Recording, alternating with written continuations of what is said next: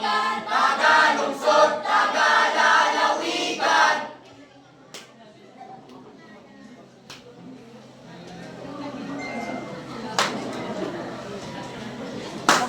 Tagalungsod, Tagalungsod, Tagalalawigan. Tagalalawigan. Ang iba'y nagbalikbayan. Isang lahing kinamulatan sa isang bansang isinila. May sariling wika na sa puso at isip ay nakapunla. Libreng hindi kahiya dahil sa Pilipinas tayo nagmula. Sa Pilipinas, sa Pilipinas, sa Pilipinas tayo nagmula. Wikang Pilipino, wikang Pilipino, wikang Pilipino, wikang Pilipino. Wikang Pilipino, Hatid sa banday, karunungan, sumasalamin sa kalinangan at damdamin makabayan. Tulay na nag-uugnay sa pagpapahayag ng kaisipan, nagsisilbing kawing tugon sa pag-uunawaan. Wika'y pundasyon sa sa karunungang pantao, tagapaghatid ng kaalaman at katangian ng Pilipino.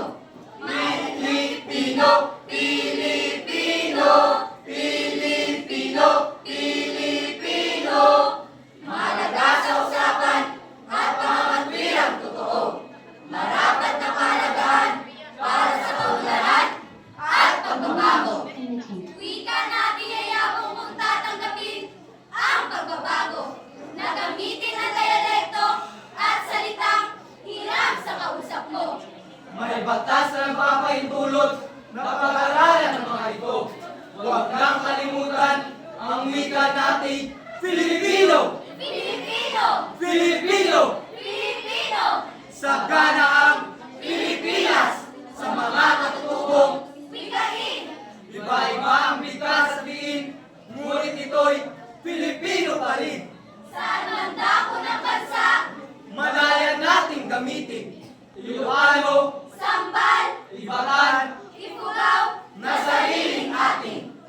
Kilos na! Kilos na kababayan. Wika natin! Ipagmalaki! Na ang panahon ng ating pag-uunyi. Ngayon ay buwan ng mga wikang Tatak ng ating lahi. wikang Pilipino.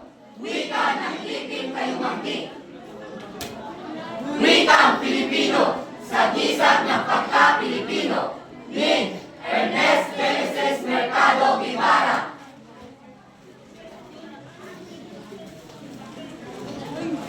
Uy, patay ka.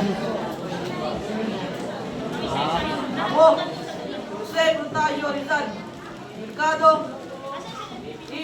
Alonso de Alonda. At ako'y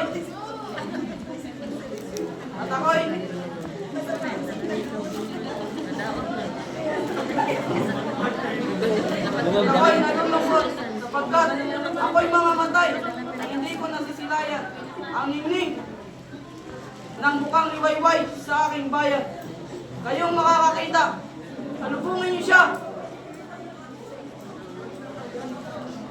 At huwag ninyong kakalimutan ang naging ulit sa dilim ng gabi. Paalam na, bayan ko. Paalam na, Pilipinas. Fuego!